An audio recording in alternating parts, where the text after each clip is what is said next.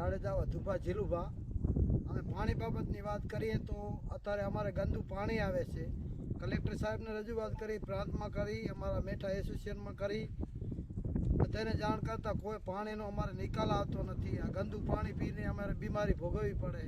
તો અમારે સરકારશ્રીને વિનંતી કે અમને પાણી સરકારશ્રી ચાલુ કરે તો અમારે બીમારી ઓછી થાય।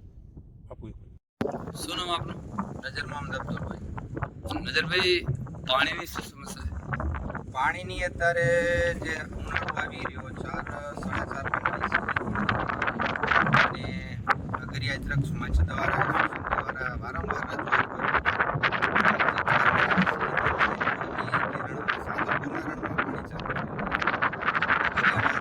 પોતાના ટેન્કર દ્વારા પોતાના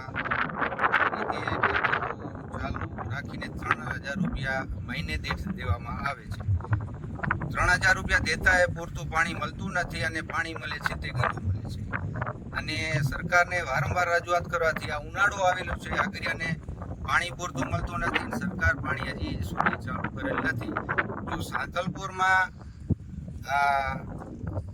પાણી બંધ છે, બીજા રણ વિસ્તારમાં ચાલુ છે, તો એક સાંતલપુરમાં કેમ બંધ? તો સરકારશ્રીને રજૂઆત છે કે આ સાંતલપુરમાં પાણી પીવાનું સ્વસ્થ ચાલુ કરે અને પાણી અગરિયાને મળી રહે અને અગરિયાના પૈસા બચે।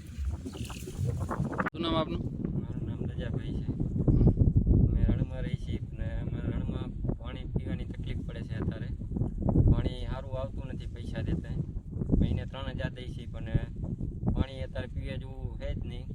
દોરું બહુ આવે છે ને સંપમાં તો પાણી ભરવા આપતા નહીં। પછી સરકારશ્રીને રજૂઆત કરો તો મને પાણી આવે તો પીવા માટે સારું છે કે અમે માંદા પડી છીએ, હવે કામ નથી થતું, તાવ, માથા, શરદી રહે છે, ગરાબ રહે છે અને અહીંયા રણમાં ખૂબ જ પાણી ગેબામાં ગંદુ થઈ જાય છે। 2 દીમાં તો બગડી જાય છે, પાણી વાસ મારે છે, પીવા લાયક રહેતું નથી।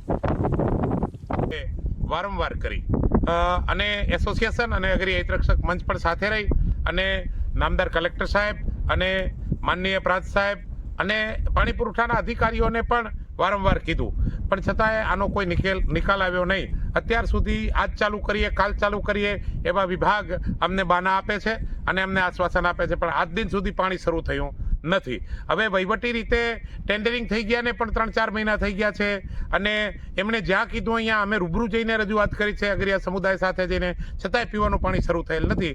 જે ખરેખર બધા રણ વિસ્તારમાં ચાલુ છે અને સાંતલપુર રણ વિસ્તારમાં પીવાનું પાણી ચાલુ નથી, જેના લીધે અગરિયાને બહુ મોંઘા ભાવનું પાણી ખરીદવું પડે છે ને એ પણ ગંદુ પાણી છે, જેના લીધે અગરિયાઓના સ્વાસ્થ્ય ઉપર બહુ અવળી અસર પડી રહી છે અને દવાખાનું મળતું જ નથી, પાણીના પૈસા અને એક બાજુ દવાખાનું બમણો માર છે।